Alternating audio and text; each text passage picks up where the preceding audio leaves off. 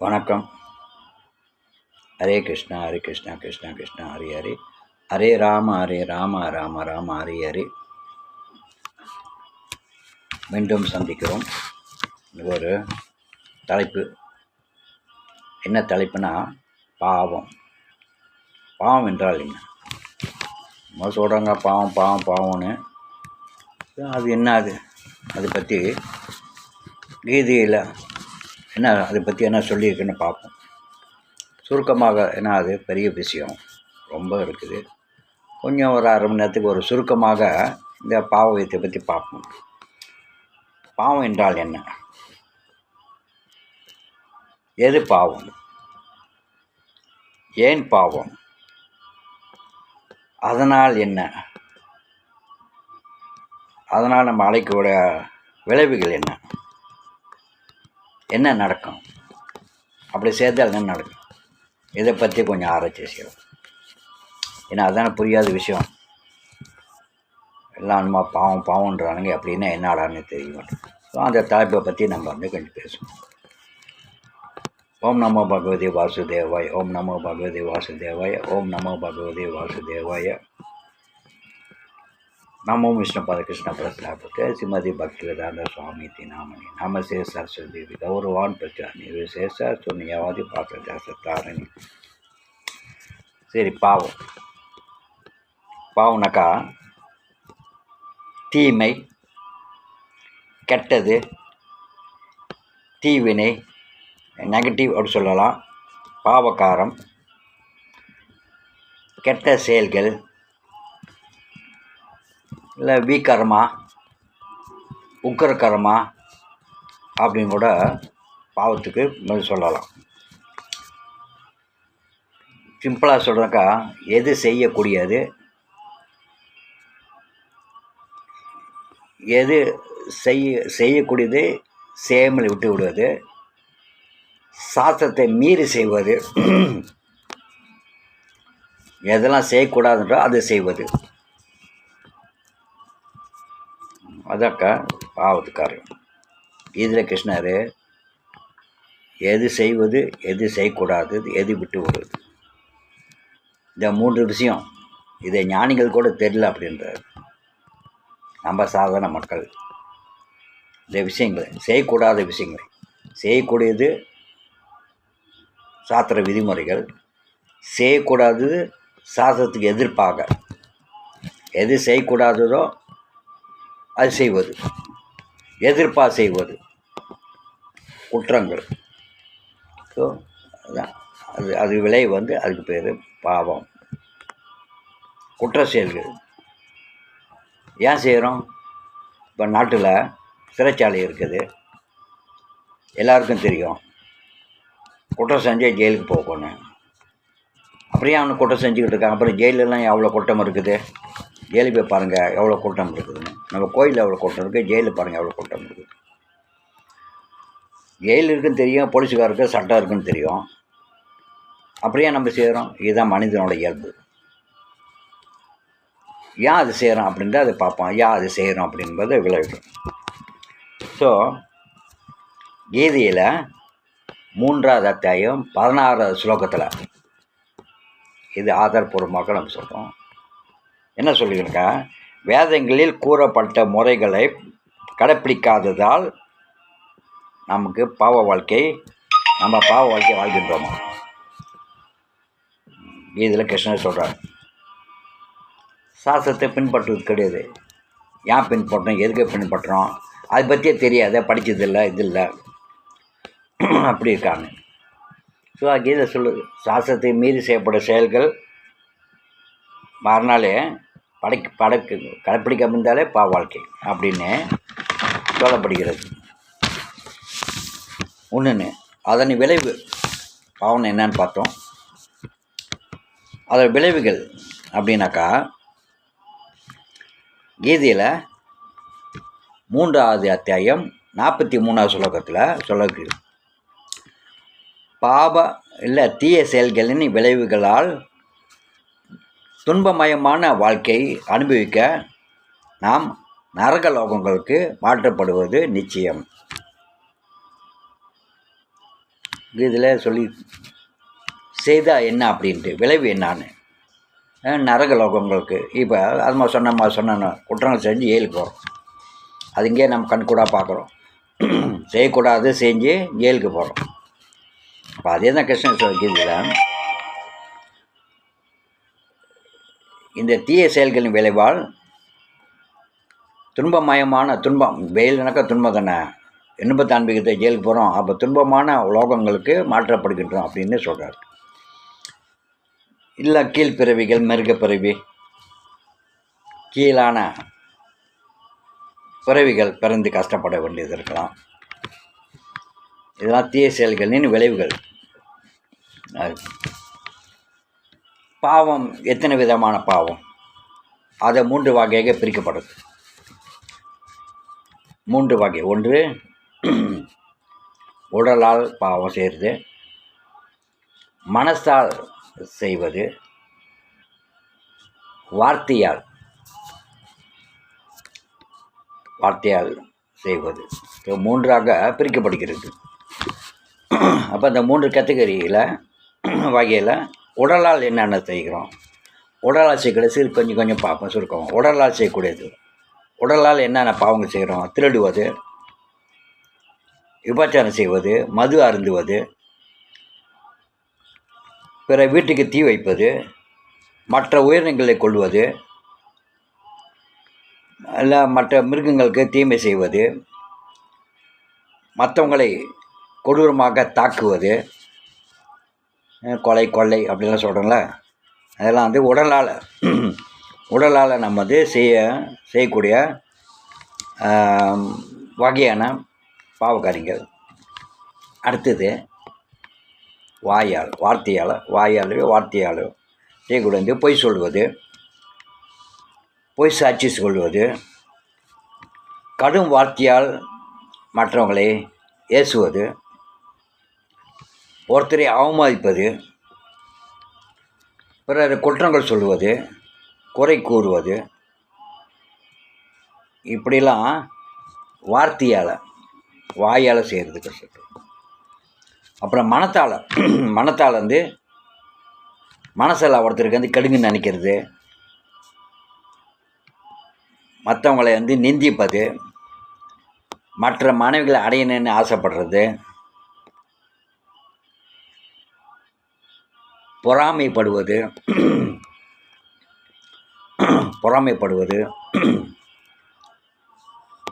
கோபப்படுவது,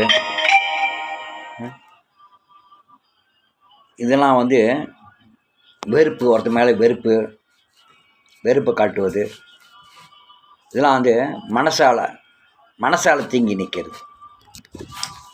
இது மனசால் தீர்ப்போம். இந்த மாதிரி உடலால், வார்த்தையால், மனத்தால் உள்ள குற்றங்கள், பாவகாரியங்கள் பார்க்கும். அதே கீதையில் அர்ஜுனன் கேட்குறாங்க கிருஷ்ணன்ட்ட, கிருஷ்ணா 3ஆவது அத்தியாயம் 36 ஸ்லோகத்தில், நம்ம சம்ஸ்கிருத ஸ்லோகம் படிக்கல, ஒரு விளக்கம் மட்டும் சொல்கிறோம். ஒருவன் பலகாரப்படுத்தப்படுவது போல விருப்பமில்லாவிடனும் ஏன் ஒருவன் பாவக்காரியங்கள் செய்ய தூண்டப்படுகிறான்? நம்ம விருப்பம், சில பேர் நம்ம வந்து அதை செய்யணும்னு நினைக்கிறதில்ல, சந்தர்ப்ப சூழ்நிலைகள், சூழ்நிலைகள்னால சரி. அப்போ அதே தான் அர்ஜுனன் கேட்குறாங்க, விருப்பம் இல்லாட்டாலும் ஏன் பலகாரப்படுத்துவது போல விருப்பம் இல்லாவிடனா ஒருவன் ஏன் பாவக்காரியங்களை செய்கின்றான், எதனால் தூண்டப்படுகின்றான் அப்படின்னு அர்ஜுனன் கேட்க கிருஷ்ணர் அதே 3ஆவது அத்தியாயம் 37 ஸ்லோகத்தில், ராஜகுணங்களில் உற்பத்தி ஆகிய பின் கோபமாக உருவெடுக்கும் காமமே உலகின் எல்லாவற்றையும் அளிக்கும் பாவமிகு விரோதியும். பாவம் எதனால் தூண்டப்படுகிறது? ராஜகுணம். இப்போ ராஜகுணத்தில் உற்பத்தி ஆகிறது இந்த குணம். ராஜகுணத்தில் உற்பத்தி ஆகக்கூடாது. ராஜகுணத்துலேருந்து இந்த ஆசை, ராஜகுணத்துலேருந்து தான் அந்த ஆசைகள்லாம் பிறக்கப்படுகிறது. எதையும் அடையணுன்னு உலகத்தில் அனுபவிக்கணும்னு ஆசைப்படுறது. அந்த ஆசை என்ன ஆகுது? காமமாக அழிக்கிறது. ஸோ ராஜகுணம் உற்பத்தி ஆகி அந்த ஆசையினால் கோபமாக உருவெடுக்கும். கோபம், ஆசை, அதில் காமம், அது ஒரு கோபம். ஸோ கோபமாக உருவெடுக்கும் காமமே உலகின் எல்லாவற்றையும் அழிக்கும் பாவமிகு விரோதியாம். நம்முடைய பயங்கரமான விரோதியை இந்த காமம் தான். காமத்தால் தான் நம்ம பல காரியங்களை நம்ம செய்கின்றோம். அதோட உற்பத்தி ராஜகுணம். அந்த ராஜகுணத்தையும் இப்படியாகிறது தான் நம்மளோட ஆசை. இந்த ஆசையில் பிறக்கிறது அடையல்னாக்கா கோபம் ஏற்படுகிறது. ஸோ கோபம் எடுத்தால் மதி மயங்குகின்றோம், அறிவு இழக்குகின்றோம். அறிவு இழந்துச்சுன்னா மதி மயங்க போகிறது. மதி மயங்கும் போது பாவ காரியத்தை செய்யணும். அதான் கிருஷ்ணர் விளக்கம் கொடுக்குறாரு. ஏன் நம்ம விருப்பம் இல்லாமலும் இதே செய்யப்படுதுனாக்கா நம்ம காமம் குணம், நம்மளோட குணம், அந்த இயற்கை குணம், ராஜஸ் குணம், அசுர குணம். ஸோ அந்த அசுர குணத்துக்கு உற்பத்தி ஆகிறது தான் இந்த காமம். ஸோ இந்த காமம் தான் கிருஷ்ணன் சொல்கிறது, இதுதான் உலகத்தை அழிக்கும் பெரிய நம்மளோட பெரிய விரோதி, நம்மளை அழிக்கக்கூடியது அப்படின்ட்டு கிருஷ்ணன் சொல்கிறாரு.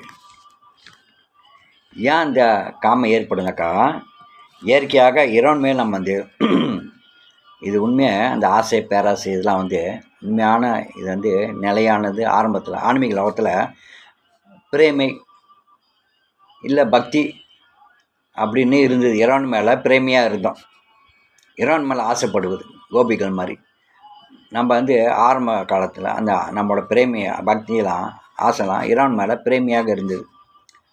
அது நம்மளே அனுபவிக்கணும்னு ஆசைப்படும் போது இந்த பூலோகத்துக்கு அந்த அந்த பிரேமி என்ன செய்யுது, இறைவன் மேலே பக்தி இந்த உலகத்தை வரும்போது எப்படி பால் தயிராக மாறுவது போல் இந்த மாயை இயற்கையின் தோற்றத்தில் அது கலந்து பால் தயிராக மாறுவது போல் நம்மளோட பக்தி பிரேமை மாயில் கலந்து ராட்சச குணமாக குணத்தால் ராஜோ குணத்தால் மாற்றி அது காமமாக திரிகிறது. பக்தி மாயில் திரியும் போது அது காமமாக மாற்றப்படுகிறது. அந்த பக்கம் பக்தி பிரேமை, இந்த பக்கம் காமம். ஏன்னா உலகத்தில் எல்லாமே ஆசை தானே. காமம் என்ன ஆசைகள், எல்லாத்துலேயும் அனுபவிக்கணும்னு ஆசைப்படுவது, அடையெல்லாம் கோபப்படுவது. இதான் இந்த பாவத்துக்கு மூல காரணம். அனுபவிக்கணும். ஸோ அனுபவிக்கிறது அப்போ என்ன சொல்கிறாரு, இறைவன் உள்ள பக்தியை திரிந்து திருப்தி அடையாத நிலையில், இறைவன் அடையாத திருப்தி நிலையில் காமம் மீண்டும் கோபமாக திரிந்து விடுகிறது. கோபம் மயக்கமாக மாறி பாவ செயல்களுக்கு காரணமாகிறது. அறியாமையில் காமம் அறியாமையில் புகுந்து அறியாமையிலேருந்து நம்ம கோபம் உருவெடுத்து இதனால் நம்ம திரித்து குணம் கலப்பங்கப்பட்டு நம்மளுடைய அறியாமையினால் பாவ காரியங்களே செய்கின்றோம். இதெல்லாம் குணத்தால் நடக்கக்கூடியது. இந்த ராஜஸ் குணம் தாமஸ் குணம் இருக்கிறதுலாம் இப்படி தான் நம்ம உண்மையான நிலை மறந்து பக்தியை பிரேமியை மறந்து உலகத்தை மேலே ஆசைப்பட்டதுனால இதே திரிந்துபட்டு நம்ம கோபமாக மாறி பெறுது. இதுக்கு அதோட வெளித்தோற்றம் கோபம் காமம் நிறைந்த இச்சைகளை பூர்த்தி செய்யாத கடவுளால் அளிக்கப்பட்ட வசதியே இந்த ஜடலோகம் படைப்பு. இந்த உலோகம் எதுக்கு படைக்கப்பட்டது? காமத்தை நிறை செய்ய வெச்சைகளை பூர்த்தி செய்வதற்காக கடவுளால் அளிக்கப்பட்ட வசதியே இந்த ஜடலோகம். இந்த ஜடலோகம் எதுக்கு படைக்கப்பட்டது? நம்மளுடைய காமத்தை திருப்தி செய்வதற்காக. இறைவன் அந்த கருணையானவன் நம்மளோட ஆசைகளை, ஜீவாத்மாவோட ஆசைகளை நிறைவேற்றி வைக்கிறார். ஏன்னா அது ஆன்மீக லோகத்தில் முடியாது. அங்கே கலப்படம் இருக்கக்கூடாது. நான் தான் அனுபவிக்கணும்னு ஆசைப்படக்கூடாது. அங்கெல்லாம் இறைவனோட சேர்ந்து தான் அனுபவிக்கிறது. ஏன்னா அவன் புருஷன், நம்ம பிறக்கிறது. ஸோ நான் தான் புருஷன் அப்படின்ட்டு நினைக்கும் போது இந்த உலகத்தில், ஏன்னா அங்கே இறைவன் மட்டும்தான் புருஷன், நம்மளாம் பிறக்கிறதுன்னு சொல்லுவாங்க. ஜீவாத்மன் என்பது பிறக்கிறது, பரமாத்மன் வந்து புருஷன். அப்போ நம்ம ஜீவாத்மா பிரகிருதி புருஷனாக ஆசைப்படுறது. அப்போ புருஷனாக ஆசைப்பட்டதுனால இறைவன் சேரர், நீ அவனோட ஆசையை திருத்திக் கொள்வதற்காக இந்த பூலோகத்துக்கு வரணும். இந்த பூலோகம் என்பது நம்மளுடைய ஆசைகளை, அந்த ஆசை காண்க வரும்போது காமமாக திருத்தப்பட்டு அதை அனுபவிக்கிறதுக்காக எல்லா வசதிகளையும் இந்த லோகத்தில் கொடுத்துருக்குதாக கிருஷ்ணர் சொல்கிறார். இந்த லோகம் படைக்கப்பட்டது அதுக்காக தான் அப்படின்னு சொல்லுது. காமத்தை அது அது உண்மையான காமம் வந்து அது பிரேமி, அது கிருஷ்ணன் மேலே பகவான் மேலே திருப்பினோமா அது பிரேமியாக மாறும். இந்த ஜட பொருட்கள் மேலே திருச்சமா அது காமமாக மாறப்படுகிறது அப்படின்னு கிருஷ்ணர் சொல்கிறாரு. ஏன்னா இது எதிர்ப்பானது. காமம் பிரேமை காமம் இந்த மாயில் கலக்கப்பட்டனால காமமாக ஆயிடுது.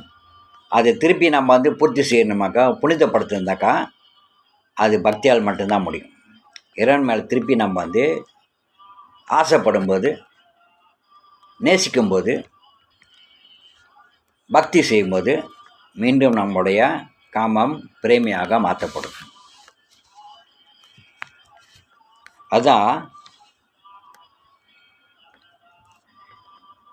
பக்தியால் மட்டுமே ஜட ஆசைகள் வந்து விடுபட முடியும். பாவம், அதிலிருந்து கோபம், கோபத்திலிருந்து அந்த ஆசை, அது ஆசையிலேருந்து தான் கோபம், கோபத்திலேருந்து பாவம். அதுதான் ஆசைப்படாதே அவதிப்படாதுன்னு சொல்லுவாங்க. ஆசைப்பட்டால் அவதிப்படணும், காதலிக்காதே கவலைப்படாதே, ஆசைப்படாதே அவதிப்படாது, ஆசைப்பட்டால் அவதிப்பட்டாகும்.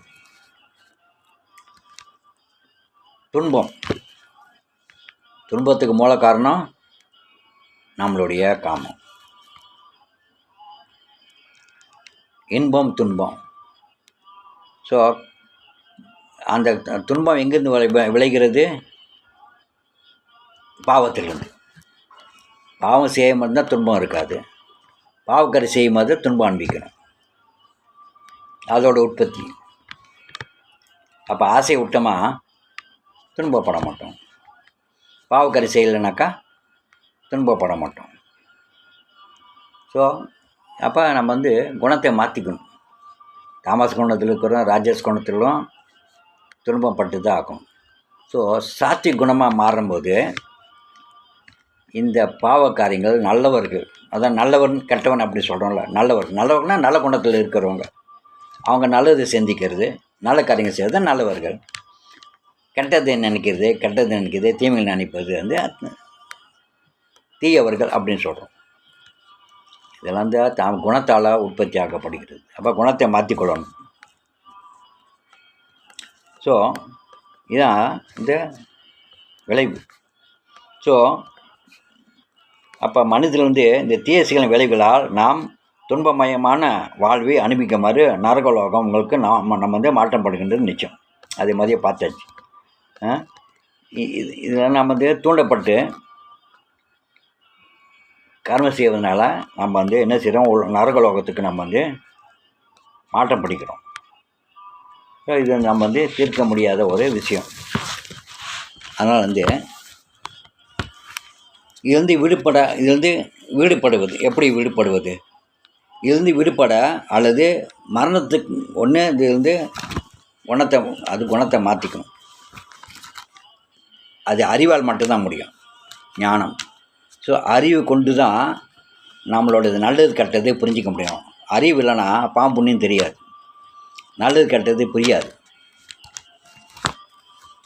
தானே இச்சை போல் வாழ்வது, நீ என்ன சொல்வது நான் என்ன கேட்பது, நான் இஷ்டம் மாதிரி தான் நான் வாழ்வேன், என்னை யாரும் கேட்கக்கூடாது, என் விருப்பம் போல் வாழ்வோம், எனக்கு என்ன தோண்டிக்கிறதோ எனக்கு எது பிடிக்கிறதோ நான் செய்வேன் அப்படின்ற மனிதர்கள் வந்து யாரும் என்னை கேட்குறதுக்கு ஆள் இல்லை, யாரும் எனக்கு கேட்க முடியாது, கட்டுப்படுத்த முடியாது அப்படின்ட்டு மனிதனோட மனோநிலை.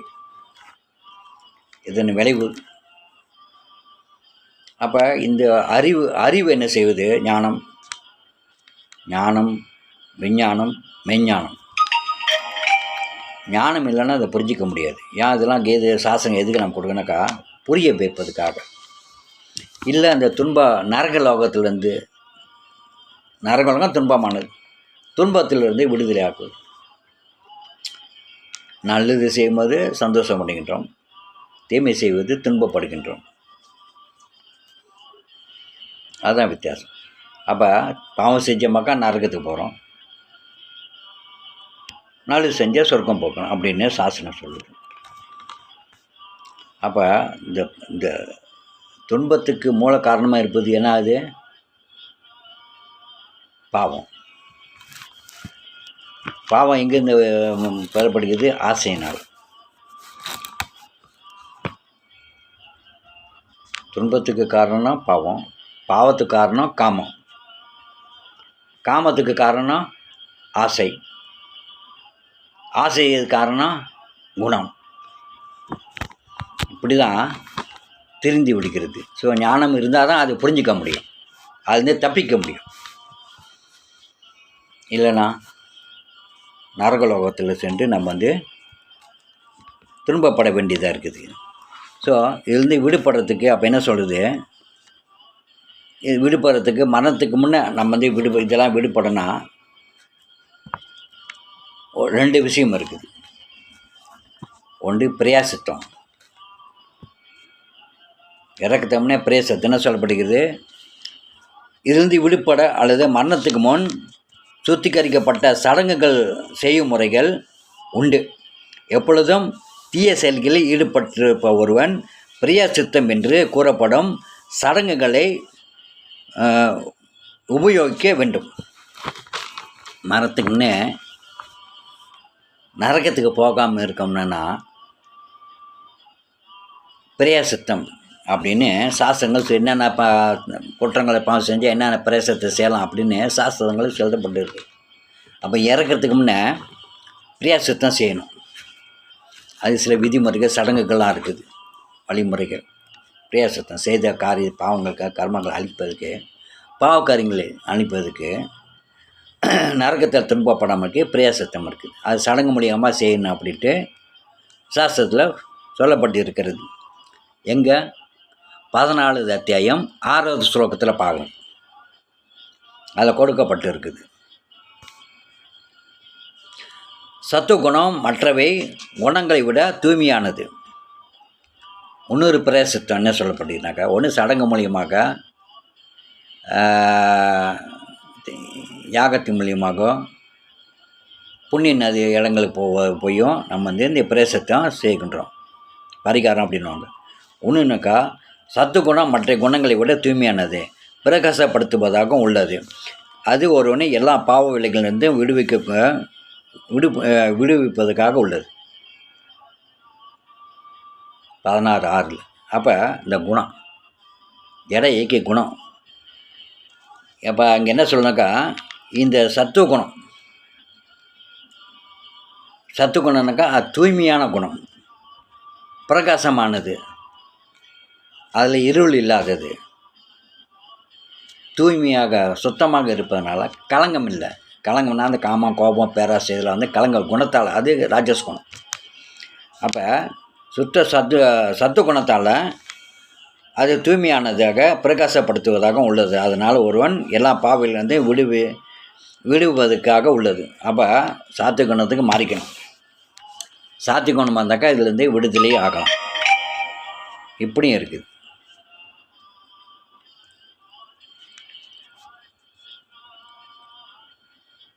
இப்போ இந்த 14:7 என்ன சொல்லியிருந்தாக்கா, இந்த ராஜகுணம் நம்ம சாத்விக நேசிங்க, அது பிரகாசமானது, தூய்மையானது அப்படின்னு, அது எல்லாம் பாவக்காத்தையும் ஒருத்தன் விடுதலை செய்யுது. ராஜகுணம் என்ன செய்யுதுனாக்கா, ராஜகுணோட உற்பத்தி என்னன்னாக்கா, எல்லையற்ற ஆவல்கள் விருப்பங்களும் பிறந்தது. இதனால் ஒருவன் உலக பந்தம், விஷயங்களில், நோக்கங்கள், செயல்களில் கட்டு உண்டாகின்றான். கட்டுப்படாத ஆசைகள், ஏக்கம், கடின உழைப்பு இதெல்லாம் வந்து இந்த ராஜாஸ் கோணத்தில் உண்டாக்கக்கூடியது. இது எதில் சொல்லப்பட்டிருக்குது? 14 அத்தியாயம் 12 ஸ்லோகங்களை பார்க்கலாம். இந்த காமகிருஷ்ணரோட உற்பத்தி என்னான்னு அப்போ என்ன சொல்லிருக்கு? அதுலேருந்து நிறையா எல்லையற்ற ஆவல்கள், விருப்பங்கள், ஜட உலக பலன்களை நோக்கும் செயல்கள் இதனால் கட்டுப்படுகின்றான். அதனால் பற்று, கட்டுப்படாத ஆசைகள், ஏக்கம், கடின உழைப்பு இப்படியெல்லாம் வந்து இந்த ராஜஸ் குணத்தில் உற்பத்தி ஆகும். ஸோ இதுலேருந்து இந்த பாவம் ஆசையிலேருந்து விடுபடணும், குணத்தை மாற்றுறது, அதுக்கு ஞானம் வேணும். அடுத்தது இறக்கத்துக்கு முன்னே பரிகாரம், இல்லை சத்துவ குணத்துக்கு மாறக்கும். ஒன்று சத்துவ குணத்துக்கு மாறணும், இல்லைன்னா பரிகாரங்கள் செய்யணும். இதனால் தண்டனைகளை குறைக்கப்படும். சத்துவ குணத்தாலையும் இந்த பாவக்காரியத்துலேருந்து விடுதலை ஆகும். ஏன்னா அது ஒளிமயமானது, புனிதமானது, ஞானம் பிரகாசமானது. அதனால் இந்த துன்பத்தை நான் சத்துவ குணத்திற்காக பாவம் செய்ய மாட்டான், பிறருக்கு துன்பத்தை இழைக்க மாட்டான், பிற பொருள் மேலே ஆசைப்பட மாட்டான். அதனால் அவனுக்கு துன்பம் கிடையாது. ஏன்னா பாவக்காரியம் செய்யலை. பாவக்காரியம் துன்பம் இல்லை. இந்த ஆசையோட விதி. இந்த பெரும்பாலும் மக்கள் வந்து இதோட வினைகள் என்னன்னு ஒரு கதை சொல்லுவோம். இந்த பாவத்தோட விளைவுகள் என்னன்னு ஒரு சின்ன கதை. புராணங்கள். ஒரு முனிவர் இருந்தார். ஒரு தடவை அந்த முனிவர் வந்து யமராஜாவை நோக்கி யமராஜா பார்க்க போயிருந்தார். அப்போ யமலோகத்தில் இருந்து யமராஜா கிட்ட இருந்து பேசியிருக்கும் போது அவர் சொன்னார், நீங்கள் எப்படி இந்த நரகம், அது நம்ம ஜெயிலுக்கு போய் ஜெயிலில் எப்படி கைதிகள்லாம் எந்த வகையில் குற்றங்களை செய்து எந்த மாதிரி தண்டனைகளை கொடுக்குறாங்க அப்படின்ட்டு நம்ம பார்க்குற மாதிரி இந்த முனிவர் நரகத்துக்கு யமராஜா பார்த்த பிற்பாடு யமராஜா நீங்கள் எப்படி வந்து இந்த நரகலோகத்தை எப்படி நீங்கள் வந்து நிர்வாகம் செய்கின்றீர்கள் அப்படின்னு அதை நான் பார்க்க ஆசைப்படுகிறேன் அப்படின்வார். அப்போ யமராஜா வந்து தன்னோட சிஷியனான சித்திரகுப்தனை கூப்பிட்டு அவர் போய் இந்த நரகத்தை போய் சுற்றி காட்டு அப்படின்னு. அப்போ அந்த சித்திரகுப்தன் இந்த முனிவரை நரகத்தை வந்து சுற்றி காட்ட கூட்டி போவார். அப்போ அங்கே போக பார்ப்பார், வியப்பாருங்க, என்னென்ன குற்றங்களுக்கு எந்த அளவுகளுக்கு அவங்க வந்து தண்டனைகள் கொடுக்கப்படுகிறது, எந்த அளவுக்கு நிர்வாகம் நடத்தப்படுகிறது, எந்த சட்டத்தையும் மீறாமல் அவங்களுக்கு ஏற்ற தண்டனைகள் எந்த வகையில் கொடுப்பான்னு முனிவர்கிட்ட வந்து சித்திரகுப்தன் ஒவ்வொரு இடத்துலையாவது ஏன் எதுக்கு எந்தெந்த மாதிரி குற்றங்கள் செய்கிறது, என்னென்ன தண்டனை கொடுக்கப்படுகிறது, அதோடைய விதிமுறைகள் என்னென்ன செக்ஷன் இருக்குது, என்னென்ன குற்றத்துக்கு என்னென்ன மாதிரி தண்டனைகள் அப்படின்னு சட்டத்திட்டங்கள் எல்லாம் காட்டி எப்படி முறையாக தண்டனைகளை கொடுக்கப்படுறத காட்டிக்கிட்டு வருவார். அப்போ இவரை பார்த்துட்டு வரணும். ஒரு இடத்துல வந்து ஒரு பெரிய 5 அடி ஒரு பாறாங்கல் இருக்குமா, ஒரு கல் பெருக்கல். அவர் கேட்பார், இதே அங்கே கல் இங்கே இருக்குது அப்படின்னு. அப்போ சித்தக்கவை சொல்லுவான், ஒரு சிறு பாவம், இந்த பாவம் வந்து உருவெடுத்து இப்போ இவ்வளோ பெரிய கல்லாக மாறி இருக்கிறது. அந்த பாவம், அந்த சிறுவன் செய்கிற பாவம் இறந்த பிற்பாடு இந்த இந்த நரகத்திற்கு வந்து இந்த கல்லை அவன் சாப்பிடணும். அதான் அவனுக்கு விதிக்கப்பட்ட கடமை, தண்டனை அப்படின்வார். அப்போ அந்த முனிவருக்கு இது ஆச்சரியமாக, பாவம் செய்வான் அந்த சின்னவன் யாருன்ட்டு தன்னோட தவ வலிமையில் என்ன செய்வார், சிந்திச்சு பார்ப்பார். அவரோட தவ சக்தியெல்லாம் யாராக இருக்கும் அந்த சிறுவான் பூலோகத்தில் அப்படின்ட்டு சிந்திச்சு தியானம் பண்ணி பார்த்தா அது வேற இல்லை, இவர் தான், அந்த முனிவர் தான். அவர் பார்ப்பார், ஐயோ நம்ம தான் போல் இருக்கே, நம்ம சிறுபள்ளியில் செய்த பாவம் இந்த கல்லாக மாறிக்கிறதுன்னு. என்ன குற்றம் செஞ்சானாக்கா, அவங்க அப்பா ஒரு முனிவர். அந்த முனிவர் என்ன செய்வார், ஆசிரமத்துக்கு வர்ற விருந்தாளி, அதிதி விருந்தாளிகள் வர்றவங்களுக்கு உணவு பரிமாறு பண்ணிக்கிட்டு வருவார். தர்ம காரியங்கள் பரிமாறிக்கிட்டு வருவார். இவர் இந்த முனிவர் சிறு பையனாக இருக்க என்ன செய்வார், அந்த விருந்தாளிகள் உணவில் என்ன செய்வார், சிறு சிறு கற்களை தூவி விட்டுறது. அப்போ அந்த வர விருந்தாளிகள் சன்னியாசிகள் துறவிகள் இவங்களாம் சாப்பிட வருவாங்க. அவங்க சாப்பிடும்போது அந்த சிறு சிறு கல்கள் அதில் இருக்கும். அவங்க சாப்பிடும்போது அதை கடிச்சு கஷ்டப்பட்டு சாப்பிட்றதை பார்த்து சந்தோஷம் அடையும். கல்லை போட்டு சிறு சிறு கல் போட்டு அவங்க சாப்பிடும்போது அது ஆனந்தத்தை பார்க்குறது. அப்போ அந்த சிறு சிறு கல் போட்ட விளைவுகள் அந்த கல்லுங்க பாறை கல்லாக 5 அடிக்கு உயர்ந்து கிடக்குது. அப்போ சிறுவன் இப்போ முனிவர் ஆகிட்டாங்க.